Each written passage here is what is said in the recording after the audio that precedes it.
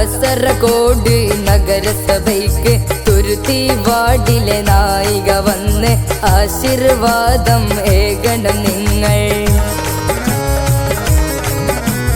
നന്മ നിറഞ്ഞ സാരഥിയാണ്, വാടാർക്കിവളൊരു പ്രിയങ്കരിയാണ്, കാസർഗോഡിന് ഭരിക്കും ഇവള്.